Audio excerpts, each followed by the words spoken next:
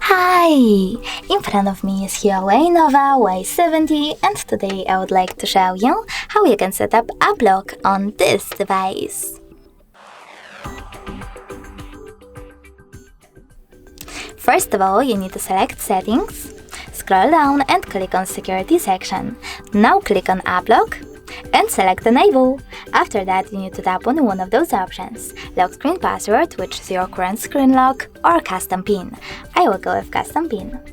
Now you need to enter it and repeat it. After that, answer the security question, or if you don't like it, click on one of those and answer them.